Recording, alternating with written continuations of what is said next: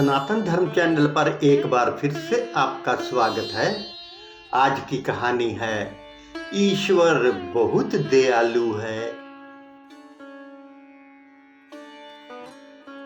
एक राजा का विशाल फलों का बगीचा था। उसमें तरह तरह के फल होते थे और उस बगीचे की सारी देखरेख एक किसान अपने परिवार के साथ करता था। वे किसान हर दिन बगीचे के ताजे फल लेकर राजा के राजमहल में जाता था। एक दिन किसान ने पेड़ों पे देखा नारियल, अमरूद, बेर और अंगूर पककर तैयार हो रहे हैं।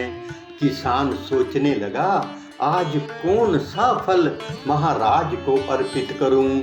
फिर उसे लगा अंगूर करने चाहिए क्योंकि वो तैयार हैं। इसलिए उसने अंगूरों की टोकरी भर ली और राजा को देने चल पड़ा।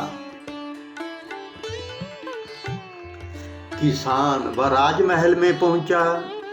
राजा किसी दूसरे ख्याल में खोया हुआ था और नाराज भी लग रहा था। किसान रोज की तरह मीठे रसीले अंगूरों की टोकरी राजा के सामने रख दी और थोड़े दूर बैठ गया। अब राजा उसी ख्यालों में टोकरी में से अंगूर उठाता, एक खाता और एक खींच कर किसान के माथे पे निशाना साध कर फेंक देता। राजा का अंगूर जब भी किसान के माथे या शरीर पर लगता था, किसान कहता था, ईश्वर बड़ा दयालु है। राजा फिर और जोर से अंगूर फेंकता था। किसान फिर वही कहता था, ईश्वर बड़ा दयालु है। थोड़ी देर बाद राजा को एहसास हुआ कि वो क्या कर रहा है और प्रत्युत्तर क्या आ रहा है। वो संभल कर बैठा। उसने किसान से कहा, मैं तुझे बार बार अंगूर मार रहा हूँ और ये अंगूर तुम्हें लग भी रहे हैं, फिर भी तुम ये बार बार क्यों कह रहे हो कि ईश्वर बड़ा दयालु है।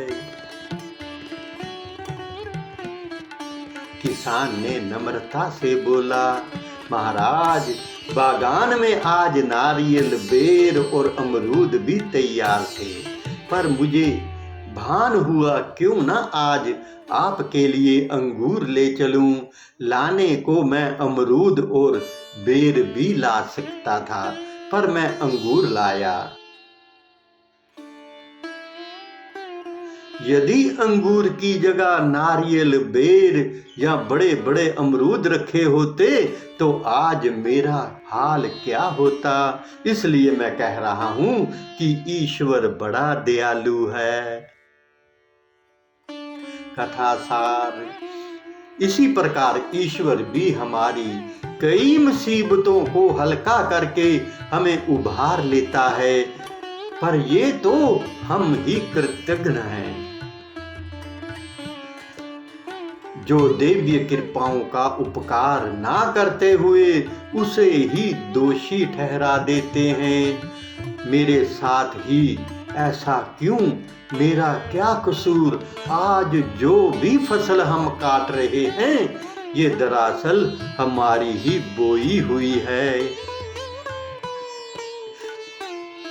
बोया बीज बबूल का तो आम कहाँ से हुई, और बबूल से अगर आम ना मिलता तो गुनाहगार भी हम नहीं हैं। इसका भी दोष हम किसी और पर मढ़ेंगे। कोई और ना मिला तो ईश्वर तो है ही। आज हमारे पास जो कुछ भी है, अगर वास्तविकता के धरातल पर खड़े होकर देखेंगे तो वास्तव में हम इसके लायक भी नहीं, पर इसके बावजूद मेरे ईश्वर ने मुझे जरूरत से ज्यादा दिया है और बजाय उसका अपकार करने के हम उसे हमेशा दोष ही देते रहते हैं।